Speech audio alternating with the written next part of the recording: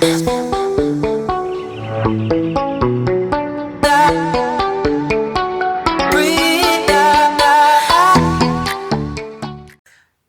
et bienvenue sur la première plateforme dédiée à la couture upcycling. Je suis Laurie, la fondatrice de Un Trésor dans mon placard et je pratique l'upcycling depuis maintenant plus de 30 ans. Donc vous voyez, j'ai acquis une certaine expérience en la matière.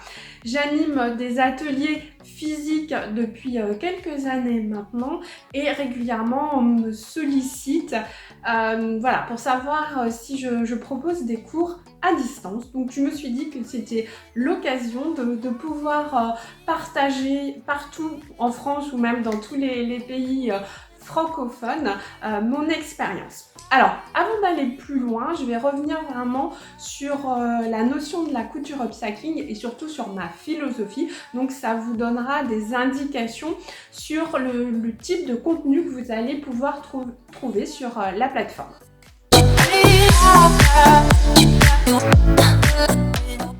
Qu'est-ce que l'upcycling?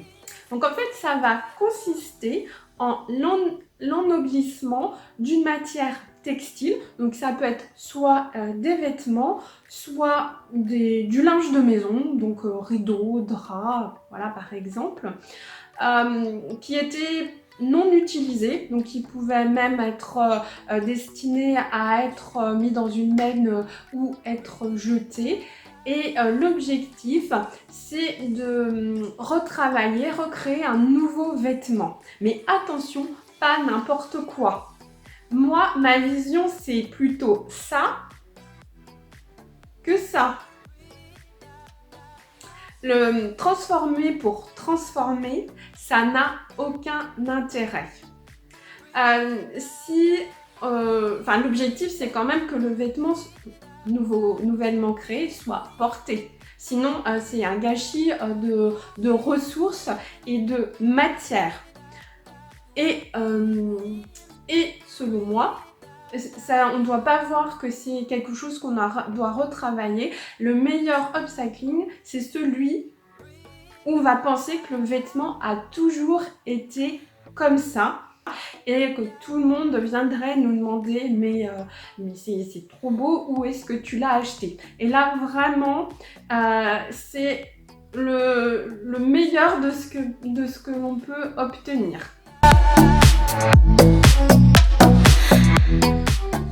De quoi a-t-on besoin pour débuter en couture upcycling? Alors là, il n'y a pas vraiment de différence pour l'instant avec la couture traditionnelle, même si la philosophie est différente, puisque dans la couture traditionnelle, on va imaginer un projet, on va rechercher le patron adapté et le tissu adapté, alors qu'en couture upcycling, on va avoir la matière, on va partir de là et c'est cette contrainte qui va nous faire imaginer le projet. Donc la philosophie est différente, mais quoi qu'il en soit, on va quand même utiliser le même matériel qu'en couture traditionnelle. Alors, le petit outil, j'allais dire qui va être indispensable, c'est le découvite. Alors celui-ci, je vous montre parce c'est plus évident, il est un petit peu plus gros, c'est plus facile pour la caméra, c'est un grand modèle. Par contre, c'est pas celui que j'utilise le plus parce que celui-ci, je trouve qu'il coupe pas bien.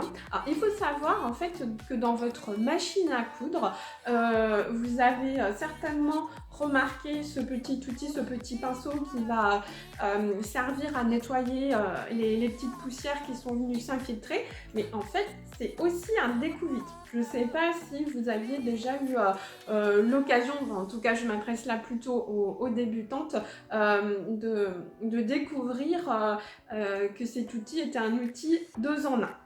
Après, on va pas 1 mètre, voilà.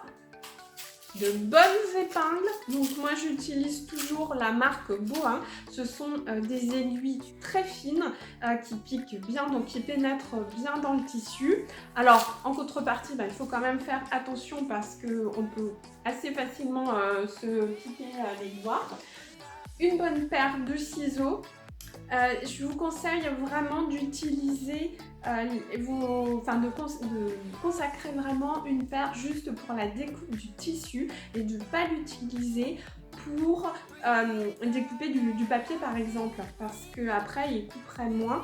Alors petite technique pour réaliser facilement un ciseau, vous pouvez vous servir du papier d'alu. Et si vous n'utilisez plus du papier d'alu comme c'est mon cas, vous en trouverez sur des tablettes de chocolat qui sont encore emballées et ça fonctionne très bien. Donc vous donnez des petits coups dedans et vous allez voir vos ciseaux vont recouper de nouveau assez convenablement. Et puis ensuite, on a la machine à coudre. Alors, en ce qui concerne la machine à coudre, si vous êtes vraiment débutante, avant de vous lancer dans un achat, je vous conseillerais plutôt d'emprunter une machine auprès de vos proches. Vous avez certainement dans votre famille, vos amis, quelqu'un qui sera à même de pouvoir vous prêter cette machine pour voir déjà si c'est quelque chose... une passion naissante, en tout cas si vous avez suffisamment d'intérêt pour ça, parce que bon, parfois il arrive qu'on ait envie de se lancer dans une nouvelle pratique et puis on s'aperçoit que finalement ça ne nous convient pas ou on n'a pas suffisamment le temps, donc ce serait vraiment dommage d'acheter quelque chose qui ne vous servirait pas. Ensuite, concernant l'achat de la machine, je vous conseille plutôt de vous tourner vers un magasin physique spécialisé parce qu'on peut vite se faire avoir sur internet. On va trouver en fait quasiment toutes les marques ont une machine à bas coût, bas de gamme qui est revendue. En fait, elle est revendue avec leur marque, leur logo, mais ça n'a rien à voir en termes de qualité avec les machines habituelles de l'enseigne. Donc voilà, petit conseil, évitez tout ce qui va être les premiers prix sur internet ou même dans une célèbre enseigne discount, parce que là si vous avez un problème, voilà, si la machine est défectueuse, ça risque d'être compliqué, ça ne sera pas forcément bien réparable et à ce moment là voilà, vous aurez là encore dépensé inutilement de l'argent. Il faut savoir que les revendeurs, en tout cas certains proposent des machines d'occasion qui auront été testées, éventuellement réparées et qui auront une garantie de plusieurs mois.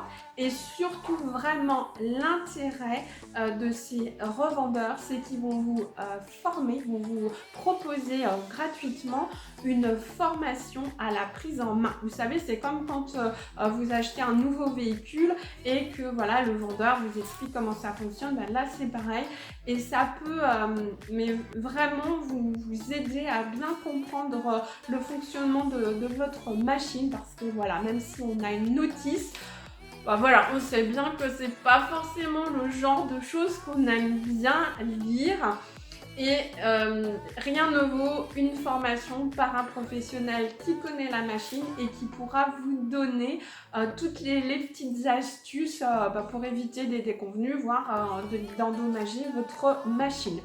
Après, concernant la marque, je n'ai pas de recommandation particulière à vous faire. Moi, j'utilise depuis toujours la marque Singer. J'en suis satisfaite. Bon, j'imagine qu'il y a plein d'autres marques, il y a plein d'autres marques de machines qui existent et qui sont également de très bons outils. Quel type de matière utiliser en couture upcycling? Alors, un tissu reste un tissu et bien évidemment, on peut techniquement réutiliser toutes les matières textiles.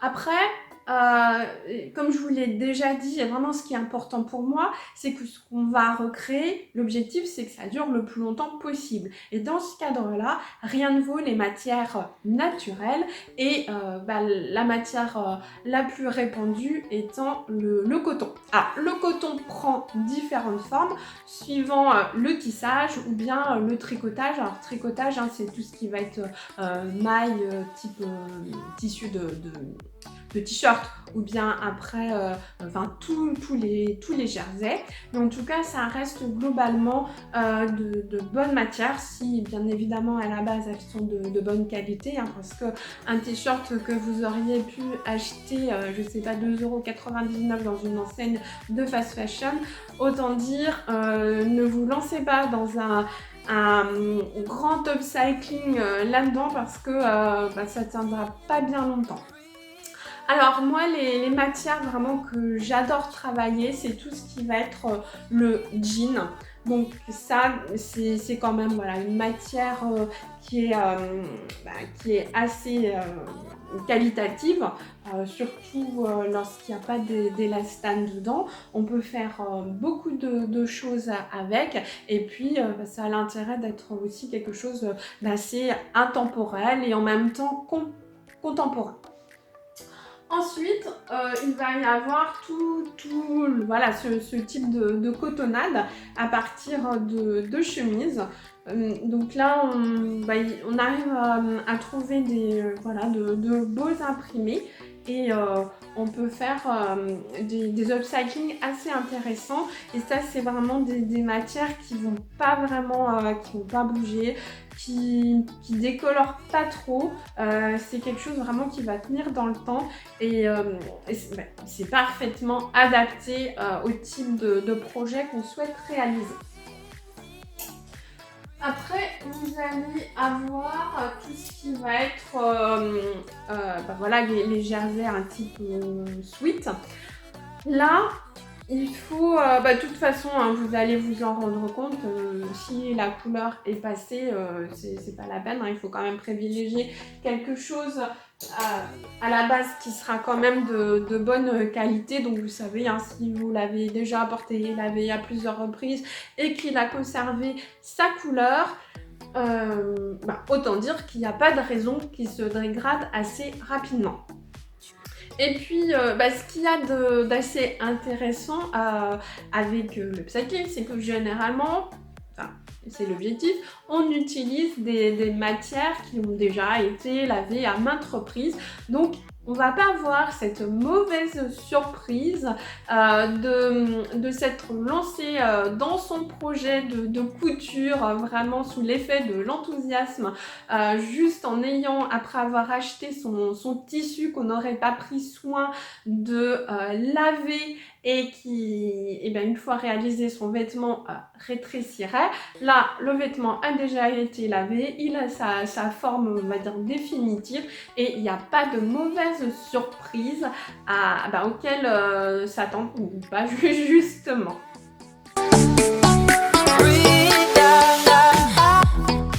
Quel type de vêtements utiliser pour la couture upcycling?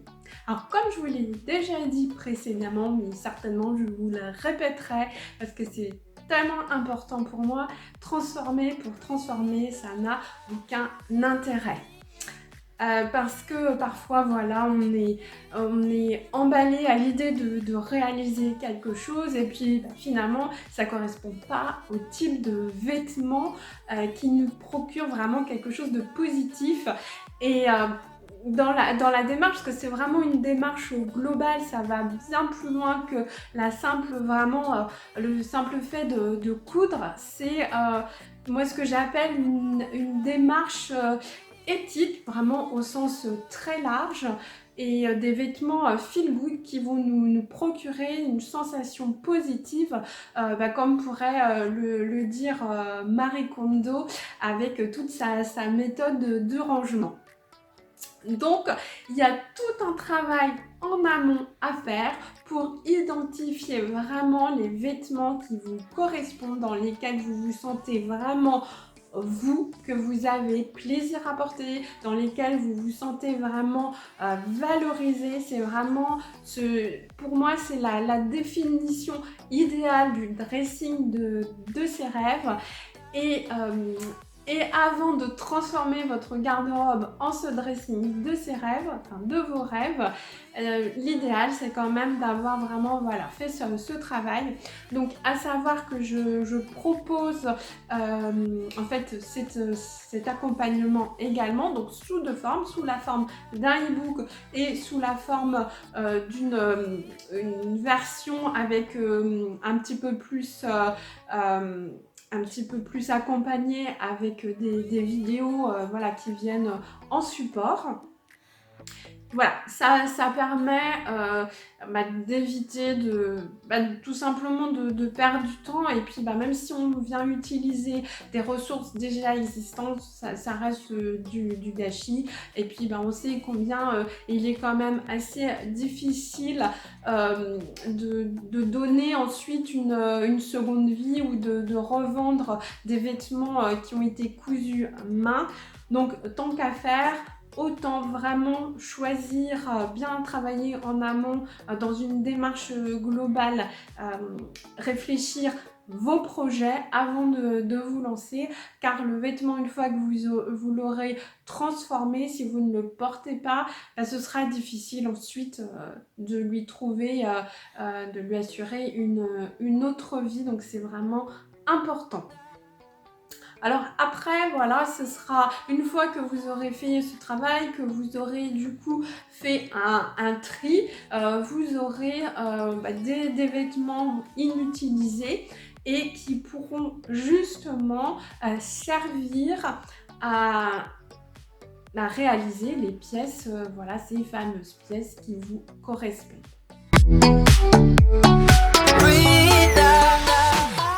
Comment procède-t-on en couture upcycling?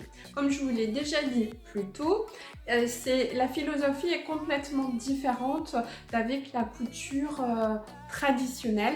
D'ailleurs, si vous êtes une couturière déjà niveau avancé et que par contre vous débutez en couture upcycling, il va falloir faire preuve d'ouverture parce que on travaille avec l'existant et on doit s'adapter. Donc les gestes techniques de couture traditionnelle, ce n'est pas toujours possible de les réaliser. Sachant que parfois, certains gestes, et je pense notamment à la poche passe-poilée, qui n'est pas toujours évidente à réaliser, notamment pour des débutantes, alors qu'il existe une autre façon de faire, et là qui est accessible à tous, et très facilement. Donc il faut avoir une ouverture d'esprit, parce que là on avance dans l'inconnu, hein. C'est ça qui est différent. Donc c'est pas quand on commence un projet, contrairement à la couture traditionnelle où on sait exactement où on va arriver, à quel résultat on va arriver.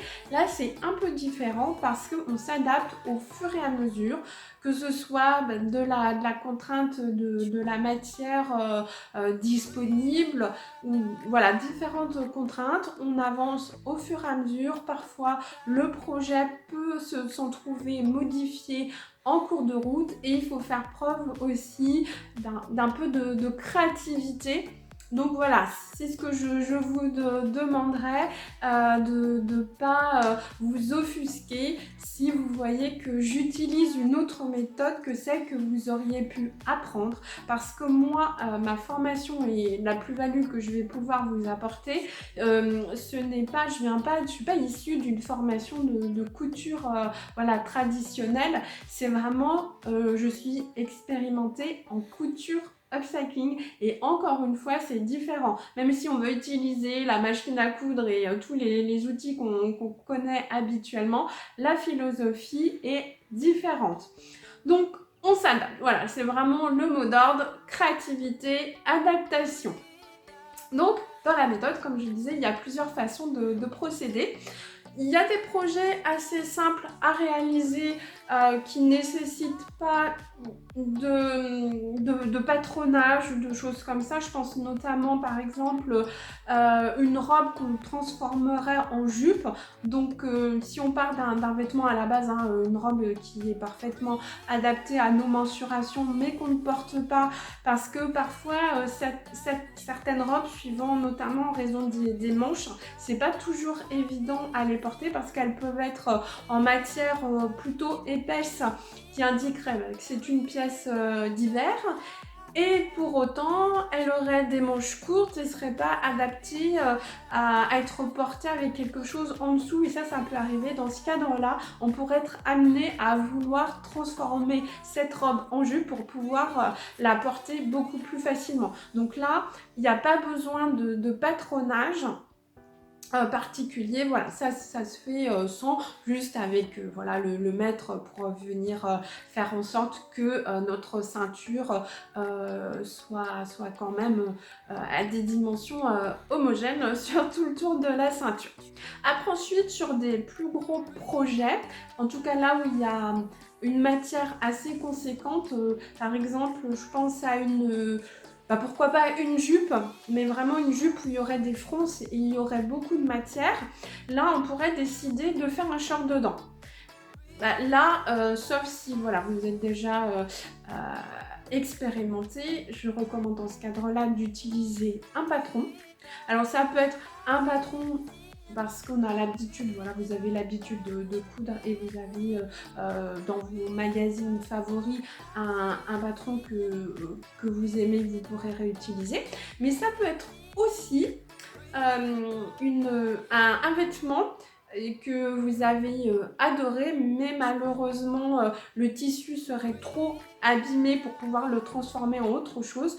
À ce moment-là, vous pouvez complètement découdre, et là je ne parle pas de couper, c'est vraiment tout découdre, tout défaire, toutes les coutures et de réutiliser ce vêtement comme patron pour pouvoir le reproduire. Donc ça c'est une autre façon encore de procéder. Donc vous voyez les possibilités, le champ des possibles sont quand même assez importants. Et d'ailleurs, c'est ce que je voulais vous dire, comme on procède un petit peu par expérimentation, même si voilà, j'ai l'expérience qui fait que je sais que dans telle situation, on aura plutôt, enfin on arrivera à un meilleur résultat en procédant de telle ou telle façon. Eh bien, on apprend. Donc, dans certaines vidéos, je vous dirais peut-être que j'ai commencé à faire comme ça, mais je me suis rendu compte que c'était pas idéal, donc j'ai repris. Voilà, ce qui peut faire la différence encore avec un cours classique où les choses sont clairement établies, on sait où on va arriver, on sait comment on va y arriver. Là, c'est encore une fois, je sais que j'insiste, mais c'est vraiment important pour pas que vous ayez une forme de déception. C'est vraiment en fait une pratique par l'apprentissage, une pratique qui se fait voilà, avec l'expérience, et il me semble important de vous en faire part dans les vidéos, de vous montrer aussi le processus pour vous rendre aussi autonome dans vos créations. Voilà, pour vous montrer les erreurs. Alors, on ne peut pas vraiment parler d'erreurs, mais bon, parfois on pense que telle technique va aboutir et puis finalement le résultat n'est pas satisfaisant et on repart sur autre chose. Donc voilà, ça c'est vraiment le message que je voulais vous faire passer et qui est vraiment important.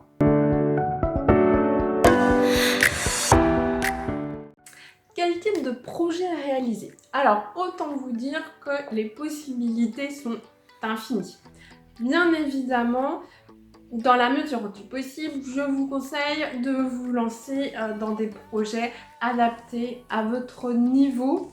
Tout simplement parce que même si bien évidemment c'est comme tout, on apprend par l'expérience, en faisant aussi des erreurs, c'est quand même mieux de commencer par quelque chose qui soit facile à réaliser, puisque c'est aussi ça qui va nous motiver à poursuivre.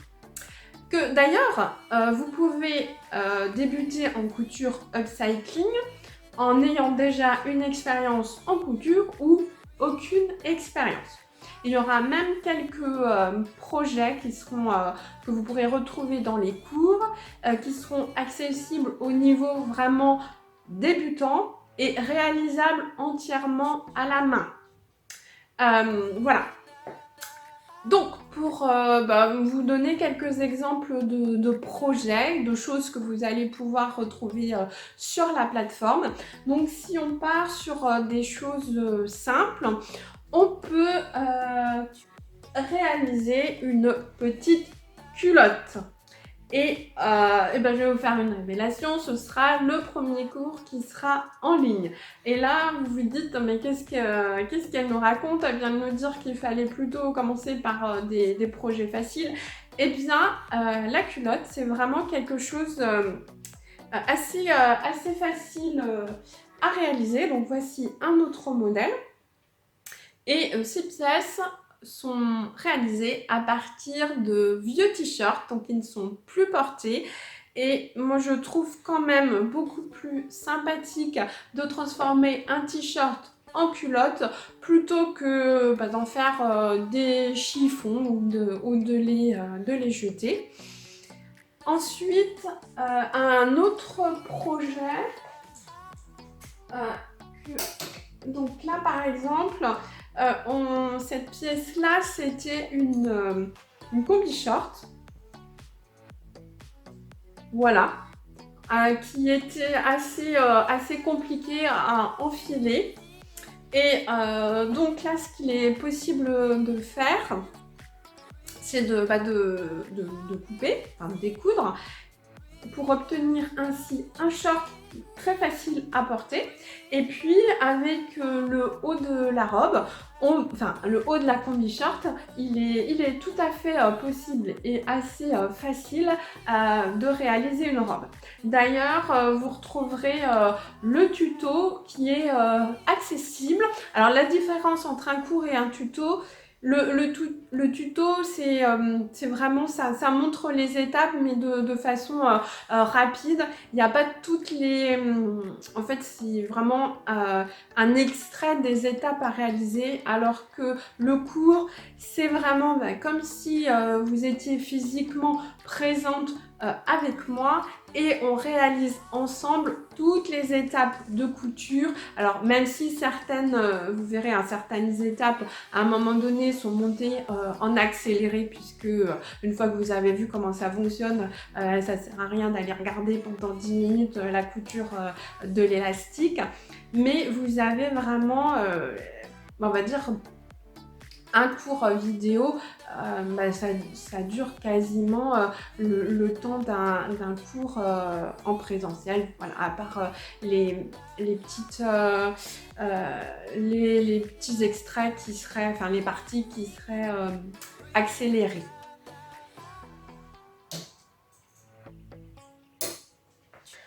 Sinon, mais comme je vous l'ai indiqué précédemment, on peut pourquoi pas aussi transformer une robe en jupe. Et puis après, on peut se lancer sur des projets plus élaborés, comme la réalisation d'un bombers par exemple. Donc là, ça fera aussi l'objet d'un cours, puisque le bombers est une des pièces signature de Un trésor dans mon placard. Donc vous aurez l'occasion de retrouver ce cours en ligne.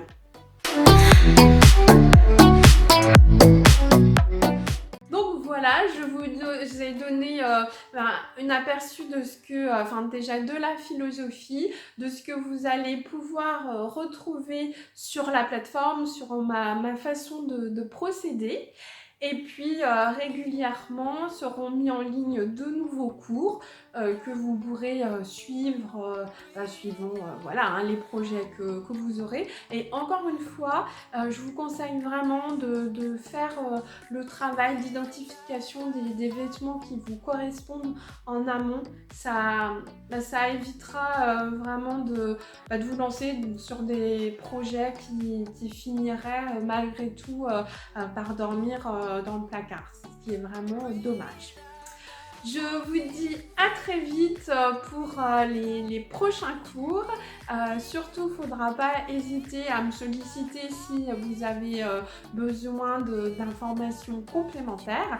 Et puis surtout, j'attends impatience de voir vos créations sur les réseaux sociaux. Donc je vous dis à très vite.